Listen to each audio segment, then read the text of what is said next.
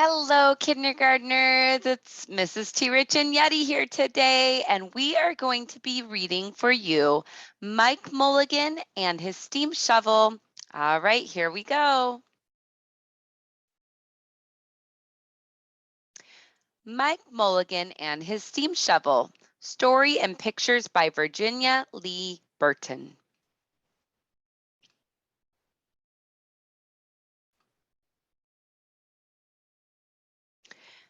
Mike Mulligan had a steam shovel, a beautiful red steam shovel. Her name was Mary Ann. Mike Mulligan was very proud of Mary Ann.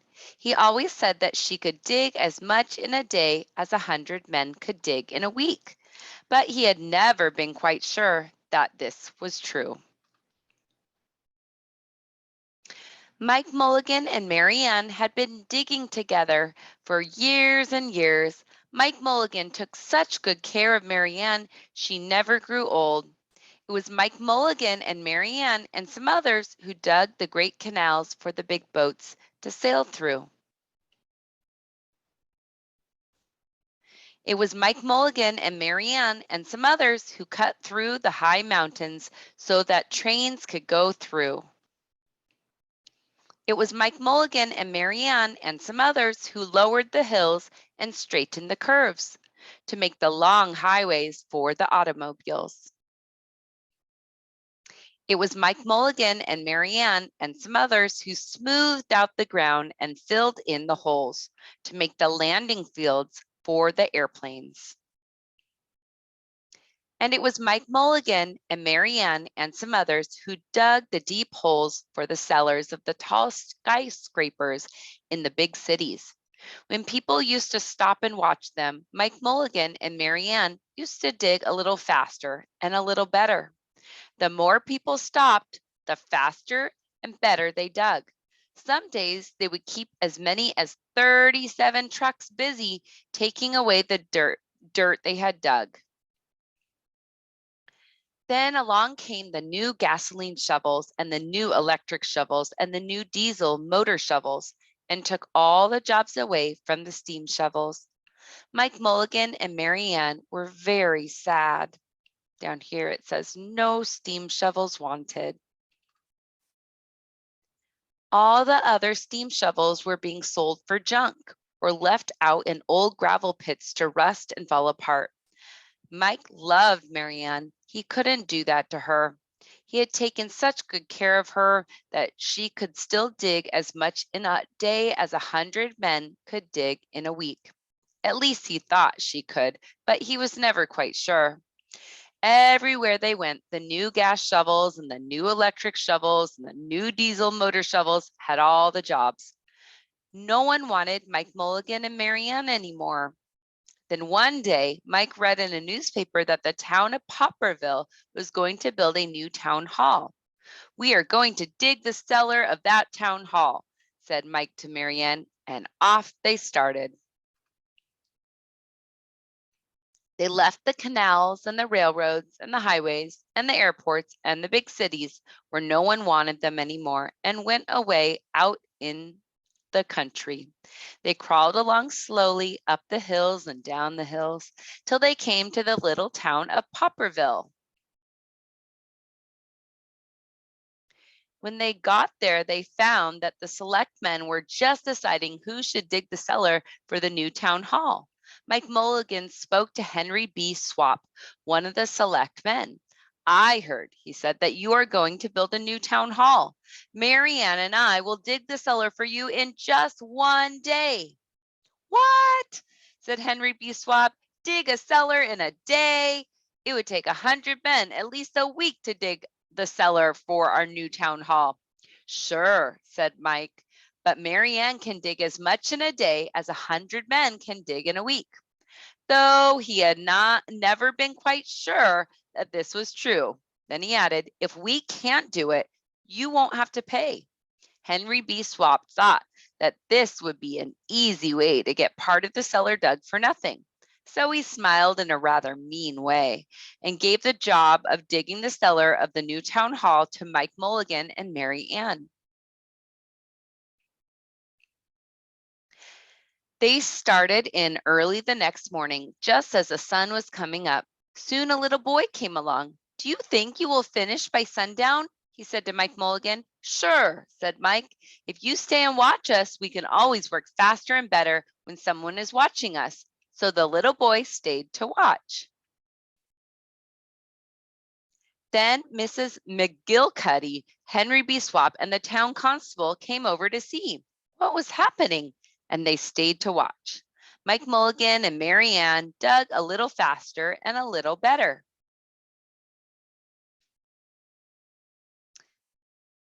This gave the little boy a good idea. He ran off and told the postman with the morning mail, the telegraph boy on his bicycle, the milkman with his cart and horse, the doctor on his way home, and the farmer and his family coming into town for the day. And they all stopped and stayed to watch. That made Mike Mulligan and Mary Ann dig a little faster and a little better. They finished the corner neat and square, but the sun was getting higher.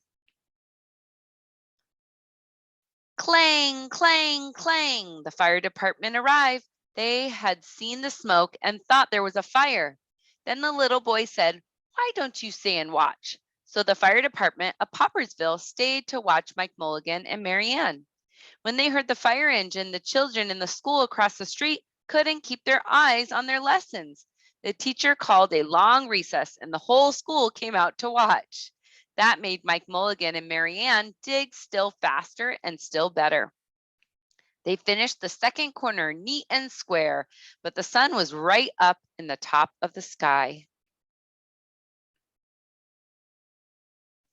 Now the girl who answers the telephone called up the next towns of Bangerville and Bopperville and Kipperville and Copperville and told them what was happening in Popperville.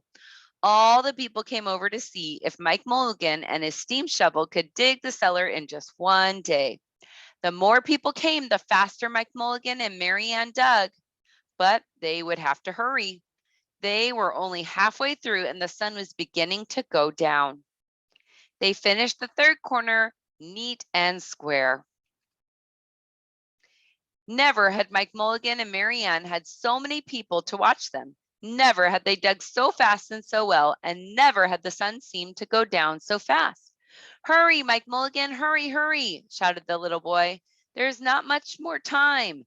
Dirt was flying everywhere, and the smoke and the steam were so thick that people could hardly see anything.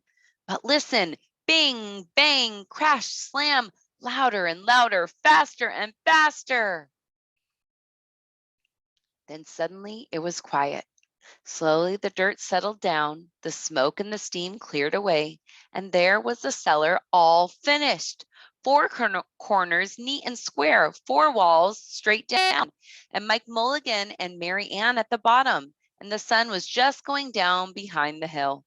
"Hooray!" shouted the people. "Hooray for Mike Mulligan and his steam shovel! They have dug the cellar in just one day." Suddenly the little boy said, "How are we going to get out?" "That's right," said Mrs. McGillicuddy to Henry B. Swap. "How is he going to get his steam shovel out?"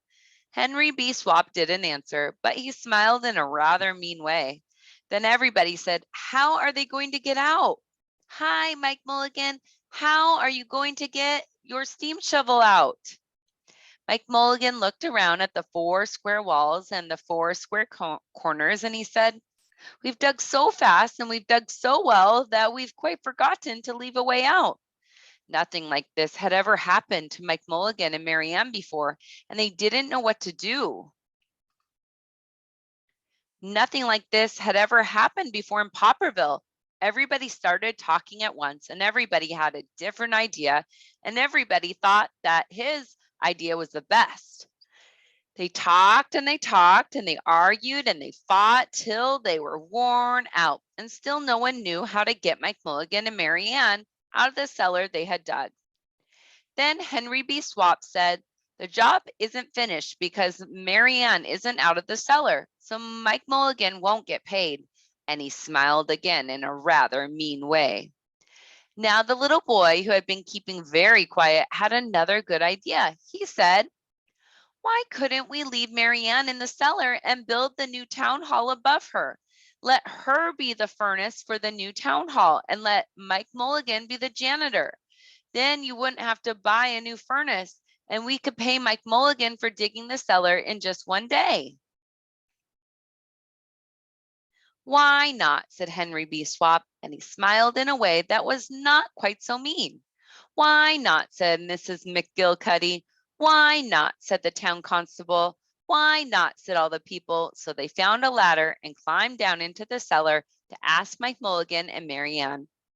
Why not? Said Mike Mulligan. So it was decided and everybody was happy. They built the new town hall right over Mike Mulligan and Marianne. It was finished before winter. Every day the little boy goes over to see Mike Mulligan and Marianne, and Mrs. McGillicuddy takes him nice hot apple pies. As for Henry B. Swap, he spends most of his time in the cellar of the new town hall listening to stories that Mike Mulligan has to tell and smiling in a way that isn't mean at all. Now, when you go to Poppersville, be sure to go down in the cellar of the new town hall. There, there'll be Mike Mulligan and Marianne, Mike in his rocking chair smoking his pipe, and Marianne beside him, warming up the meetings in the new town hall. All right, and that is the end. We can take a quick look at this picture here. This is showing us the labels of the steam shovel. So we have smokestack, cab, coal bunker, the turntables, caterpillar, hoisting operator, Mike Mulligan, boom, teeth, dipper, tongue, dipper stick, trip line, crowd lever, hoist lever, and swing lever. And then we can see over here what the crowd, the hoist, and the swing are doing. All right, everybody, that is the end of our story. And I am going to say goodbye with Yeti now. Ready? Yeti high five. Yeti high five. All right, Yetis, I can't wait to see you at class. Have the best day. Bye, everybody. See you next time.